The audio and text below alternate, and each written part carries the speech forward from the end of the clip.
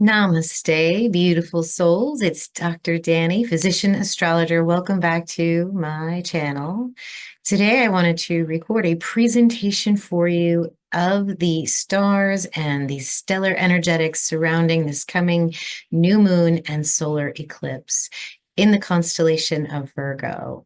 On my channel, I do constellational astrology. So if you're not sure what that is, do check out my website. Changes everything. So this is a really special recording because I have included with this a very amazing meditation. You guys are in for a real treat, I promise you. Stay till the end and listen to this meditation. I originally created it to go with my Nibiru orgonite that you see back here. Actually, I should grab it and let y'all look at it. This was when the only information I had, I'm going to the wrong side because there we go, was, basically the internet and Zachariah Sitchins and all of that. And so I made this orgonite pyramid and I put certain stones and crystals in it. And there's wrapped crystals in here with wire. So there's an energetics around this shape, around the crystals that are in it, the intention when I was making it. And for all of my pyramids, I created a meditation to go with them. So the one attached to the end of this video is that meditation. And I call it Into the Void. And basically what we're going to do on this meditation is I am guiding you. The frequency, I think, is 154.7 hertz, and it's based on the orbital frequency of Nibiru that I knew at the time. But it doesn't take away from the intention. This meditation, so it's my voice. I'm guiding you. What we're going to do is get in our Merkaba light bodies, and then we're going to travel to the sun, which is going to provide us a wormhole to a black hole. Once we're at the black hole, we're going to cross the event horizon, and we're going to enter the void. And then it's going to be completely silent in there. And you're going to hear the beautiful sounds. They're going to go in and out of your ear field, your auric field. So you'll feel things to the left and to the right. And it's just a wonderful, intense meditation.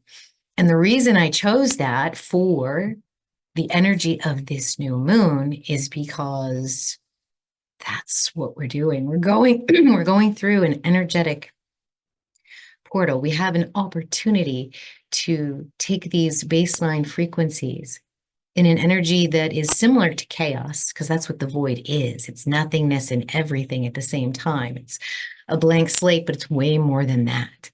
And so when we enter the void, we enter it completely as our true light. And the only light that's in there is the one right at the center of your being, your black hole center. So just as physics would predict, we don't feel anything crossing the event horizon, but we are in a place that is quiet. There's no thoughts. It's the pure act of creation. And this eclipse is also an opportunity to do that in your own life because of the cycles of the moon and Mercury and sun and the lunar nodes. So we're going to talk a little bit about chaos, a little bit about darkness, and then I'm going to show you the stars. And then actually I might show you the stars first. Then we'll do a little bit of discussion around chaos and darkness. And then we will look at the astrology. We'll read that real quick and we'll jump into the meditation. Okay. So I really want y'all to hang out for that. I'll leave a timestamp if you're coming back and you want to just listen to the meditation by itself. I recommend listening to it at least once aware so that you know what's in it. Any meditation that you take offline, you should do that because you never know what's in there. You want to make sure that you get a good vibe from it before you do it, and then do the meditation. And then do it during the eclipse, okay? And I think you'll find it has wonderful results. You don't feel anything instantaneously when you come out of these void meditations. It takes hours, days, weeks for things to ripple outward for you into your reality. All right, so let's play with some darkness. I'm going to share my screen. Just a few announcements for you guys. I am going live in a day or two after the eclipse. I've decided that I wanted to do the Venus forecast through Libra live. So we're going to do that together. I'm going to kind of just go through my process with you. I'm finding that I'm more efficient if I just, instead of having a private process and then giving it all to you, if you're involved in my process, I'm much more effective and you can see what I do. There's really no big secret around it. But it's interesting to watch Venus, and one of her major aspects through Libra is going to be prominent during this eclipse. So we'll explore that a little bit today too. So do check that out. Also, the Jeep chats are coming out. I hope you guys like it. Being a physician and an astrologer, I thought maybe I would add a little bit of my physician expertise, life hacks, just being in the business for as long as I have. Sometimes people just are not aware of how things actually work. And so I am spreading light on that. And if, something comes up health-wise, or if there's topics you guys want me to talk about, just, comment below the Jeep chats and let me know. I'm excited to do it. Again, it's one of those things where I'm doing it while I'm driving to work, so I'm being more effective. Just trying to work smarter, not harder, right? I don't know. And then, of course, the Uranus class is coming up this Friday. I think, yeah, this Friday. So October 4th with Michael Hardigan. He's super excited. He's in Aquarius rising, and I have Aquarius in my midheaven. Of course, that's the constellation that Uranus rules. And then Uranus synchronistically is sitting right on my ascendant. So I am having some very Uranian moments. I've read Liber Chaos from front to back and was like, okay, this guy must have read the same thing I read, because it just was super synchronous. I found out that Uranus was actually associated with the color of octarine, which is the magic color that's unique to each magician. So yeah, Uranus on Friday. What else are you going to do on a Friday night except study Uranus? It'll mess up your Fridays forever. So the link below is for that is down there. Just go ahead and click that. Like this video if you love what I'm about to give you. Subscribe if you're lurking, and then email me if you have questions you want to work with me. All right, here we go. I'm going to share my screen with you guys. I want to plug a video real quick before I forget. This video, I'm leaving a link for this below as well. I want all of you, every single one of you, to watch this video, because it'll be a well spent 2.5 hours of your life. This gentleman on the right is named Nassim Haramein, and he is an autodidactic in physics and mathematics and cosmology. And he's written several papers on how the universe actually works. And to sum it up in a nutshell, he has a beautifully elegant theory where he combines, the relativistic with the quantum and the classic Newtonian with a fluid dynamic picture of the fine structure of the universe, and it is so beautiful. And once you have math, you guys, then you can do engineering. And basically, the whole message of this video is to have hope. And I want you to watch this before you go into the eclipse. This should be like the energy that you're excited about. You should be excited about advancement in technology, the disclosure of the ability to create free energy. Okay, this is what this man is all about, and he's amazing and he's brilliant. And pause it and listen to it again if you don't understand what he's saying. This is it right here. Okay, so I'm going to step out of that, and I think what we should do is start with the solar system. Okay, because the reason I'm saying this is a powerful portal of manifestation is because of the position of Mercury. Okay. Let me grab my pen here and see if I can write a little bit. So here you can see Earth and its second moon right here. PT5 2024. Don't be fooled. There's hundreds of objects all through here that are in near Earth orbit, and the Earth has its own Trojans that are in a perfect isosceles triangle in its orbit. We live in a geometric universe. But at any rate, with Mercury back here, this is called a superior conjunction. So from Earth's perspective, it looks like Mercury is behind the sun. So you have Earth, Sun, and then Mercury. And then when you have a lunar eclipse, you have Earth, Moon, Sun, Mercury, which means you have a new moon, a new lunar cycle, Hopefully I don't have to explain to you guys why that's important. We do that every month. It's an ebb and flow of energy. It gets us ready for our shorter manifestation cycles, emotional cycles, while Mercury is for it's a longer cycle. It's 116 days, and this marks the beginning of one of his cycles. And what you'll notice is intentions surrounding this particular alignment. By the time Mercury swings around here to the front, it'll become apparently very clear to you the status of that request. So it's like you ask here and it's answered here. Okay, so that's really important. That's one of the things that we're focusing on. That's what I'm telling all my clients to be prepared for. So it requires a little bit of mindfulness, okay? If you're going through this eclipse unconsciously, or if you're in a state of fear, anger, lack, victimhood, you're going to manifest that through the holidays. That's my whole point, okay? If you want a really nice time over the next couple of months, if you want to see how fun Mercury is to work with, try this meditation. Watch that video with Marcus Aubrey and Nassim Haramein. Go into my meditation, and I promise you it will be amazing. You will see transformations within days to weeks. Okay, so that's our solar system. I'm going to clear all that, and then I want you to actually look at the sky with me to see where everything is. So here we have October 2nd. Where I live, we will not see the eclipse. And I wanted you all to see the landscape because I'm going to take it away. It's easier to see the sky if you can take away the landscape, and I can show you what we're dealing with here. So this is the eclipse. And what we're going to do is move the time back a little bit. Oh, there's also a comet being seen here. If this were a total eclipse, we might be able to see the comet, but it's close to the sun, so you can't. But here you go, guys. Here's the ecliptic, okay? You've got Sagittarius, Scorpio, Libra, Virgo, Leo, Cancer, Gemini. Do you see that? And the sun will be here in Virgo.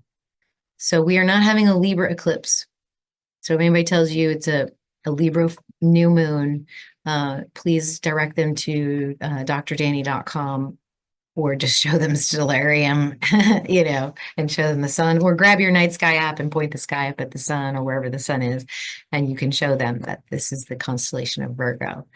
And so we're going to have sun and moon and Mercury right here. This is what I just showed you in this view, except now we're standing on Earth. So instead of being above it, we're standing on Earth here. Okay, so now we can see our moon, and somewhere out there is that little mini moon, which is only the size of a truck. So we have much bigger ones that are way more interesting than that. I think it's just a fad because it's going to be swinging around the moon once or twice, I think. So at any rate, we're here in Virgo. We're here with a new lunar cycle. We're here with a new Mercury cycle. We've done a lot of work with Venus through Virgo. I have a lot of videos on that. I want you guys to check that out. A lot of you have been getting readings with me right now are dealing with Virgo energy. You either have a Virgo ascendant, or your birthday's actually in Virgo, or you have a huge Virgo stellium. And so you guys are feeling it. You guys feel this energy when the sun is here. And it's a weird energy because I don't think it's been appropriately ruled by the energy of Mercury. It's more of a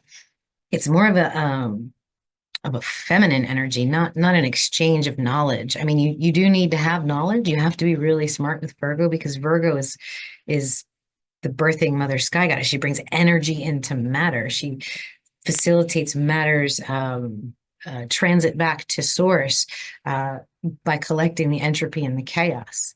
So this is a very intense place. There's a lot of transformation going on here.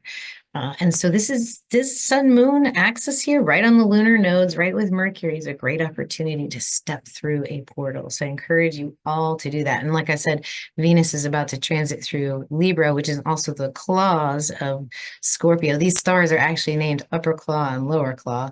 So we're going to get into that live later this week. But I wanted you to see where this particular aspect was. And then we've got Mars in Gemini. So this you can see in the morning. If you live in North America, um, around 5:30 in the morning, you can see beautifully. You can see the Pleiades, you can see Castor and Pollux, you can see Mars, you can see Jupiter. I mean, it's incredible. And then you can also see star Sirius. So that's where Jupiter is. Uranus is right next to the Pleiades. And then Saturn is in Aquarius. Neptune is here in Pisces. So this is our solar system. But look, can we just take a look real quick here together at the galactic center? This is where Ophiuchus, the 13th sign, lives. But Scorpio and Ophiuchus are kind of on a different axis than the rest of the ecliptic because you have Capricorn, Sagittarius, Libra, Virgo, but you've got Ophiuchus up here and Scorpio over here. And an out of bounds moon can go all the way into Ophiuchus and never touch Scorpio. And if it's out of bounds the other way, it can, never touch Ophiuchus. So this is more of a combined energy, guys. But the difference between this and tropical is that these constellations are all different sizes.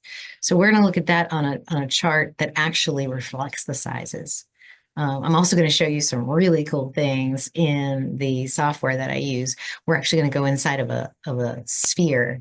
And this is kind of how I feel like our perception of large, massive objects works. So I might get into that too. All right, so that's the sky. So we have this divine feminine, sacred birthing mother, sky goddess, the divine feminine. Oh, you guys, Black Moon Lilith is also over here, and we'll talk about her. But this is why I feel like we're in this sort of void portal where we get to step out of it all for just a moment and be the pure, authentic source, divine spark of source that we are. And then afterwards come through anew, almost like a rebirth, but spiritual. So let's clear all that. And let me put this, actually, let me open this. Here we go. Let me do this first. So when I was thinking about the void meditation and I was thinking about how we create from the void, I was reminded of the goddess Nyx. And then it also reminds me of Black Moon Lilith, which is the suppressed, wild, untamed shadow feminine energy. So it's been pressed down, it's been suppressed for thousands of years.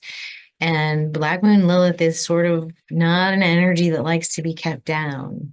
And then Virgo energy has sort of been kept down for thousands of years as well. It's like all of this chaotic, creative, feminine energy is collecting around this eclipse. And so to me, it just felt really appropriate to have a void meditation for you guys so that you can really get into this whole energy of what's going on. And so here it is. There's a theory that chaos and Erebus out of chaos came Erebus and Nyx. But then there's also some eschatology where Nyx kind of like self-created, which is this concept of and Nassim talks about this in his video, the quantum fluctuations in the void.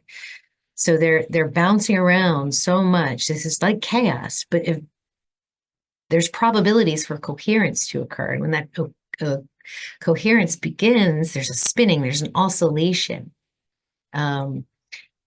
Energy that is in vibratory resonance with that oscillation is then magnetized to it, and you get matter. Okay. And so Nyx is the goddess around of this ether, this quantum foam, this fluctuation that we're all existing in. It is the ether. The ether is back. Thank goodness. So, yeah, this is the concept of Nyx. So in Orphic sources, Nyx is the first deity to exist, the mother of Uranus, who doesn't have a father. In a later account, she's described as both the consort and daughter of Phanes, by whom she becomes the mother of Uranus and Gaia. In another account, likely derived from Orphic cosmogony, Nyx gives birth to a wind egg from which Eros emerges. And what is Eros? It's love, right? It's erotic love. And so this is tapping into that divine union of spirit, knowledge, wisdom, source, and the matter of Gaia, which is our physical avatar. And, that divine feminine energy senses and sends that information back to the creator. So we're here to create, we're here to enjoy. And this is where we do it from. We do it from the void. We do it from nothing. We create from nothing. That's how powerful we are. So before I get into the chart, let's take a look at this cool thing that my software can do. Let's see. Yeah, this is fine. Actually, no, oh, there it is. There it is. I wanted to show you this first. So let's open this. This is the planetarium function of Prometheus. You got to get the full version to get this, but isn't this cool? Look at this. I can turn this around and you can see the aspects. This might be an easy way to see it. So here's the Virgo with the South Node, Mercury, Sun, Black Moon, Lilith, all right here. And you are in the center of this stellar sphere. Okay. The only thing I wish they would fix is your ability to turn it, because grabbing this thing is really problematic sometimes. But there you can look at it like from the South Pole, and you can see where all the planets are and the aspects they're making. So it's similar to a wheel. You see that? But it's using the constellations. So now the next view that's available to us is we're going to jump inside of this wheel and we're going to look at where everything is, just like we did with Stellarium, but this time we're adding some astrology on it. All right, so remember that you can see Virgo back here, just like we looked at. Here's that galactic center, and then here's the zodiac ecliptic. Here's the South Node, Mercury, Black Moon, Lilith, Sun, and Moon. And there's Venus about to enter into Libra. So some other interesting aspects are also being made during this lunation. You can see the lines. You see how those beams of energy are just blasting you in the center of this stellosphere? This stuff works. All right, let me see if I can turn this a little bit more so we can see. Yeah, this is a frustrating aspect of this. You can only turn it when you have your, what do you call it? And I'm not a very good driver of this thing. Oh my goodness. Anyway, you get the point. We're in the middle of this. So when I take you from here to a chart, just imagine yourself standing in the middle and kind of looking around you, okay? With the North Pole above you and the South Pole below you, and everything above that line in the middle is above the horizon. All right, cool. So let's get into this real quick. And we will read it. All right, here we are. So the star of the show is obviously this alignment over here. We've talked in great length about that, and we're prepared for that. We have a meditation for that. But let's look at what other aspects are being made in the sky. Namely, I wanted to talk about, actually, before I talk about this grand trine, no, let me talk about that right now. We've already talked about this, and once you do the meditation, this will become abundantly clear to you. So here we have this grand trine between Venus, Mars, and Saturn. So trines are nice. Trines are flows of information between energies. So the best of Mars and Venus together is flowing right now between the energy of the cusp of Libra, Virgo, and the heart of Gemini, Sirius energy. So This very powerful connection between the divine feminine and the sacred masculine, both of those polarities within the self, and supported very nicely by this energy of Saturn. Saturn is the teacher, the lesson bringer. Okay. Saturn crystallizes our reality based on the decisions that we make. We have complete free will here with Saturn. It's what do you want to create? How do you do it? Are you doing it consciously or are you doing it unconsciously? And so you have access to both well springs of creation. You have the inspiration to move, to take inspired action. And then you've also got the creative energy welling within you. And all of it supported by the sturdy energy of Saturn that provides perfect timing, that allows for a stable, reliable, long-lasting creation. So there's some very nice energy that you can literally jump into immediately after this eclipse, regardless of what is going on in the field. Okay. You can actually resonate with this rather than the other things. We're all real psychic right now because of this North Node Neptune conjunction. It's incredible.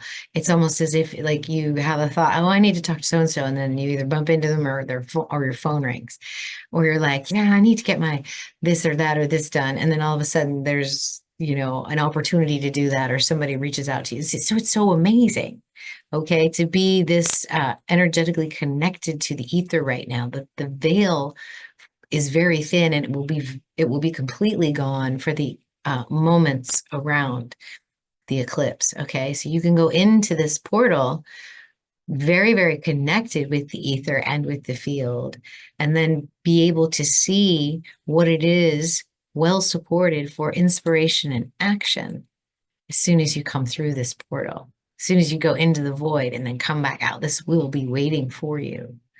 Okay. And then whatever happens in the void, you just kind of pattern break and then forget about it. So this whole thing is a very well supported, inspired action creation that is a pattern break for all of us. So I love that. I love that. You're going to want to feel, you're going to feel like you want to take physical action, that you want to say something, that you want to reach out. What you're going to be doing is spiritual work. So the spiritual warrior is going to awaken within prior to the eclipse. And then afterwards, once this square breaks up a little bit, you'll have a choice. Do I work with what I'm comfortable with, or do I step outside of my comfort zone and move towards my destiny? Okay, so that's what you have to ask yourself.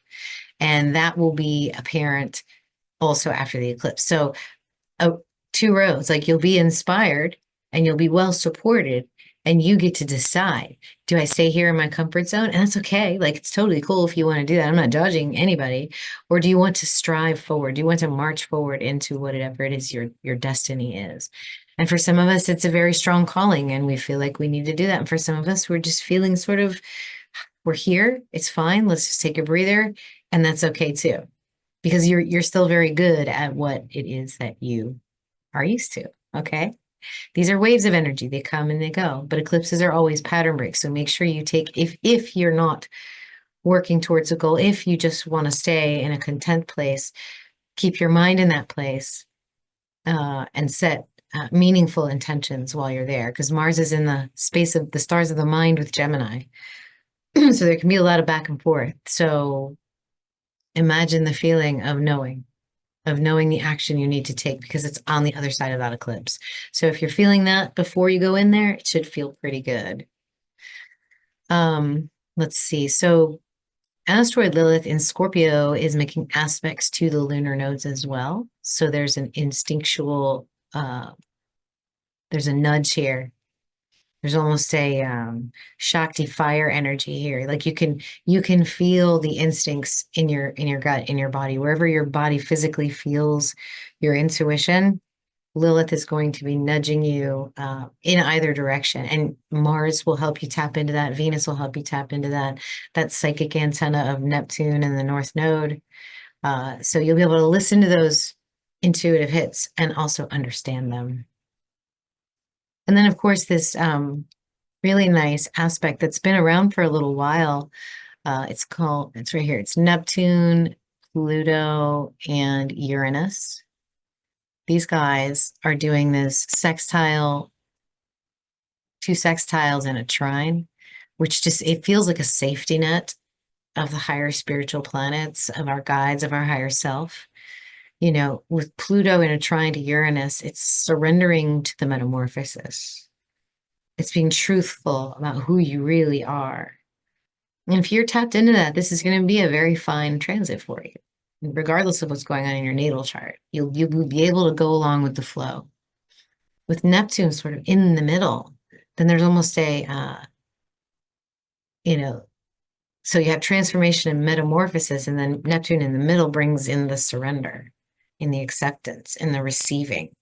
So this is a safety net. And it's like if you, whatever you decide to do, however it comes out once you pass through the portal of the eclipse, you're well supported either way. You just have to surrender and receive. Okay. Mars squares on Chiron. So this is taking action on healing, which this is what this eclipse is doing, which is what this meditation is doing. It's healing you to have you come through it as your purest self, okay? So that you can express yourself as the individual creator that you are.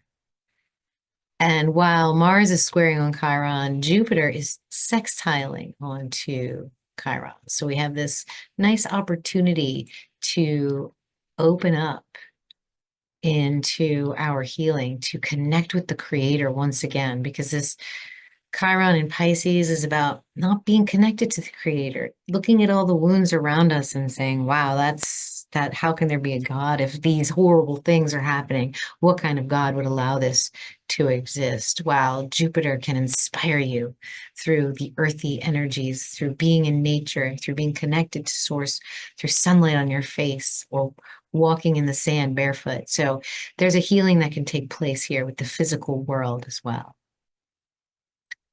All right, you guys. So yeah, I feel like this is a nice healing portal. I mean, the energies coming for the full moon are a little dark and weird.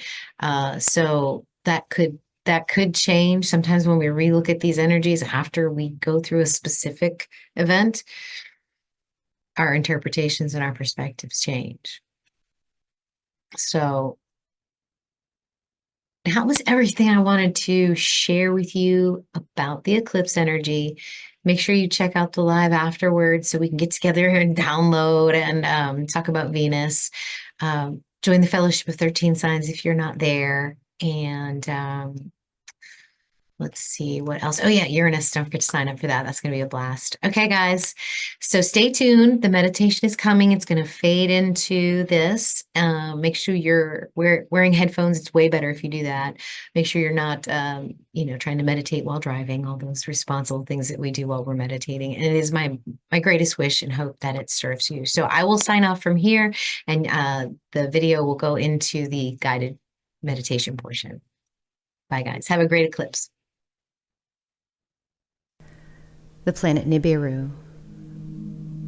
I am so honored to continue this journey working with these planetary energies. These energies are ancient and powerful and can benefit us in innumerable ways. However, because of the enormous power, we approach these energies with respect and gratitude. Many astrologers look at the planetary positions to make predictions about the psychological patterns of human behavior and emotion. Using the concept of planetary archetypes, one can conceivably read the positions of planets in the sky and give a personal map to the questioner about the energies they need to navigate. This is deterministic in some ways and contradicts the concept of free will in other ways. On the other hand, let's assume for a moment that the energies, thoughts, and emotions inside our minds are reflected back to us by what we see or choose to see externally. This will allow us to non-deterministically explore each archetype in our solar system in a very personal and powerful way. You are allowed to take what you want and leave the rest behind if it suits you. The only predictions I will make is that you will grow as a spirit, you will learn and teach others, You will love and be loved, and you will give and receive in the abundant flow that is this experience we call life. The sound frequency you're hearing in the background is an audible octave of 154.7 hertz. This is derived from a concept called the cosmic octave. Please see the Nibiru creation video for more information on this frequency. Nibiru represents the archetype of the unknown, the shadow, and the void. Babylonian creation myth describes a harbinger of destruction and chaos. However, if we consider Zecharia Sitchin's writings, the destruction of our progenitor planet Tiamat resulted in the Earth and the Moon as we know it today, teaching us that the darkness, or the unknown, is not to be feared, for it is as much a part of the grand creation that we are all a part of. Do we not all have a part of our consciousness tucked deep away in a dark corner we prefer not to look at, let alone love and have compassion for? How much braver we could be in life if we weren't afraid to not only confront and recognize this unknown part of ourselves, but to love and show it Christ-like compassion. Do you think the world would be a better place? I do. I invite you to travel with me to Nibiru. There we will bravely enter the darkness and emerge initiates for higher spiritual awareness and magic. I believe Nibiru's energy will provide us a portal to safely and effectively subdue that which triggers us in the subconscious and to ascend to a state of compassionate detachment. You may sit or recline in a position that feels comfortable. We will be using a lot of visualization, so be as comfortable as you can without any distractions. And if you haven't already, gently close your eyes. Begin by taking a big, deep cleansing breath in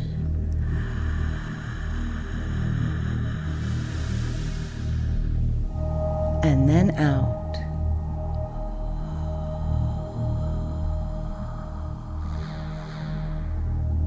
Do this 3 more times with me. Inhaling, letting the breath fill the entire body. Exhaling, shifting, and getting really comfortable. Inhaling, search your body for any areas of tension. Exhaling, releasing and relaxing those areas of tension. One more inhale, giving gratitude to your ever-expanding consciousness. Exhaling, smiling, knowing we are explorers and seekers of higher knowledge. Now I want you to breathe slowly but naturally, letting your automatic reflex take over. And just let your body get really, really heavy. Feel the pressure on your body from the ground, wherever the two are touching, almost like gravity has just doubled.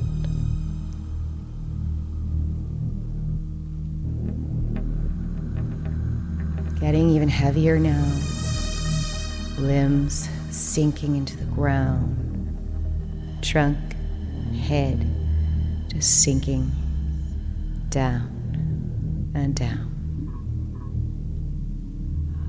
Take a big deep breath in, letting the air fill your body once again, and exhale. Stay in this heavy sensation for just a few breaths.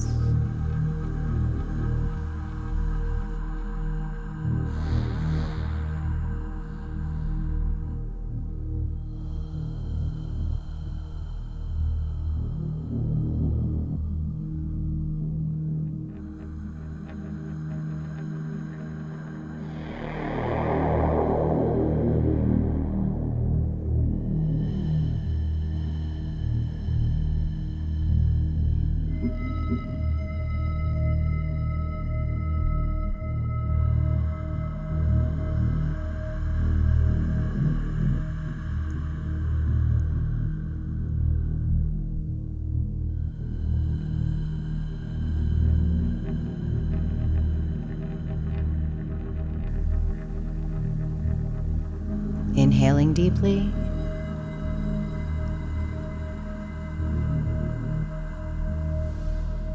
And exhaling.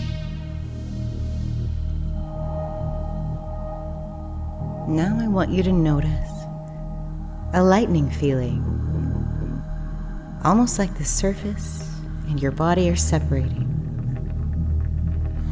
Every time you inhale, you're lighter and lighter until you're almost weightless.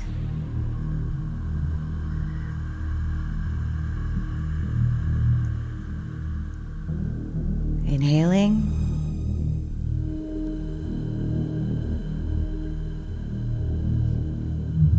And exhaling.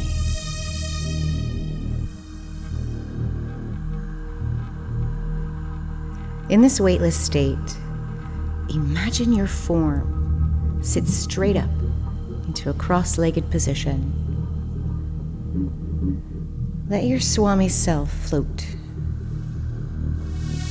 And now create a right side up, three-sided pyramid made of pure laser light beams around you. Do you see it? Good. Now create a second upside down three-sided pyramid made of pure laser light. Put it around you so that the two pyramids intersect with enough space for you to float in the middle. This is your Merkaba, your craft of light through space and time. Radiation, pressure, temperature, and atmosphere have no effect on you in this vessel. And best of all, you control it with your thoughts. Now begin spinning the pyramids and make them spin faster and faster until all you can see is a translucent sphere of light around you. And begin to rise up off the ground through the ceiling of the building you're meditating in, over the rooftops, over the trees and power lines, higher and higher now into the clouds and upper atmosphere, even higher now, so that you're above the Earth's atmosphere and you can make out the entire relief of the planet herself. Float here in a moment of gratitude for the beautiful blue planet we call home.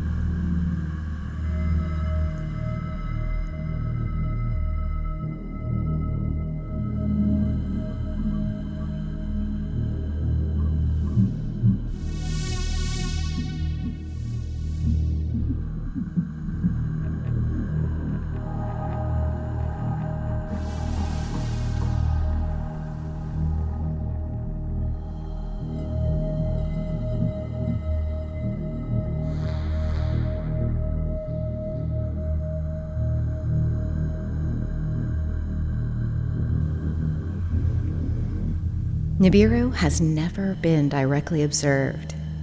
Therefore, its location is uncertain. But because it is part of our solar system, I believe we can travel back to the sun and ask for assistance. So now turn your attention to the sun and gaze at it. With your mind, imagine its brightness, though it cannot hurt your eyes, and notice how unbelievably bright our sun is. With anticipation and intention, we will very quickly travel to the star we call sun once again. You begin to notice the sun increasing in size and brightness as we get closer and closer, passing by Venus, and now just inside the orbit of Mercury. As details and features of the sun's surface come into focus, vast oceans of magnetic plasma, boiling and rolling, are visible. Large bands and bows of this plasma are ejected upwards and pulled back down by the massive gravity of the sun. What a glorious vision from inside this light vessel. The sun, the giver of light, seems to already know why we are here. Traveling here with intention, news travels faster than light. You notice on the surface of the sun, in response to our intention, that a black spot opens up just below us. It begins to swirl and turn. And somehow, we just know that this is the way to Nibiru. We enter into the portal, and in what seems like an instant, we are brought from the roiling inferno that is the surface of the sun to a still, cold, distant area of the solar system, billions of miles beyond the orbit of Pluto. Once oriented to your position, you realize what Nibiru is. A planet-sized black hole. No wonder we couldn't find Nibiru on our telescopes. Black holes are physically quite small, but their gravitational effects are so strong that light cannot escape. This would explain the early destruction and chaos during the formation of our solar system. Imagine such an object flying through the inner solar system. Shall we see what's on the other side of this black hole? Descending to and through the event horizon, we enter the planet-sized black hole, Nibiru. Passing through the event horizon, darkness surrounds us. The only light is emanating from our own heart centers. There is no up, no down, no left or right, no signpost, but our own heart lights. Like a tiny grain of sand, you and your light are all there is in the center of this black hole. Nothingness. No job, no family, no demands,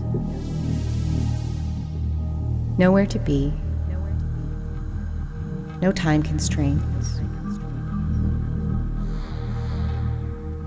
What is so scary about this? What have we been worried about all this time? Were we worried we would disappear too, along with everything else that's gone? There is nothing evil or scary about this darkness. It's simply the absence of things. The absence of good things can be scary too, but all good things come from our own heart light. All those good things are still right here, inside of us, waiting to be created.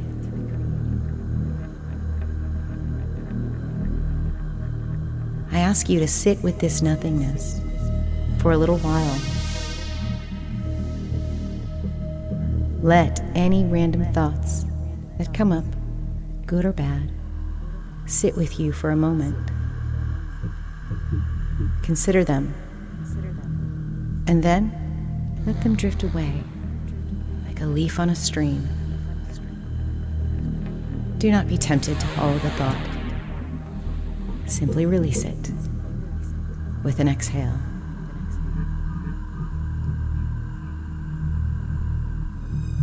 You may begin to notice that it's easier and easier to let the thoughts surface and drift away. Nothing to do, nowhere to be, stillness, darkness.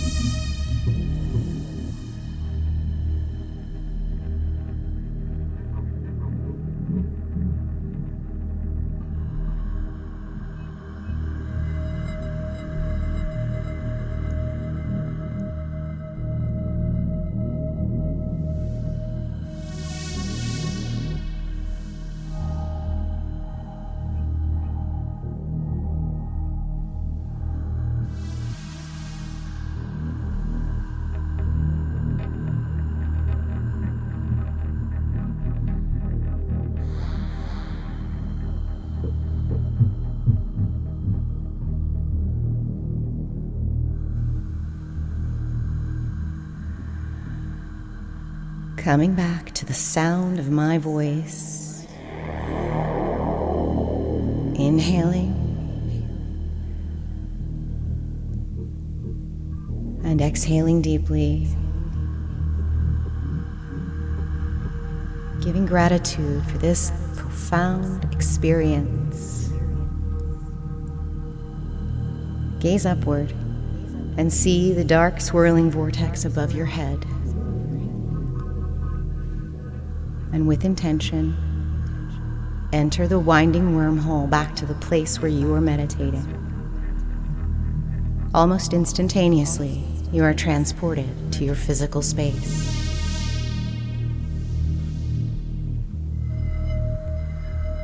Reconnect with your physical body by wiggling your fingers and toes. Stretch and twist your neck and torso. Whatever came up for you will be unique for your circumstances and will be different each time you enter the void. You can also use the void to change your timelines and create positive outcomes in your physical life. Instead of just observing your thoughts, next time you do this meditation, control your thoughts and visualize what you wish for in your physical life. One last deep inhale.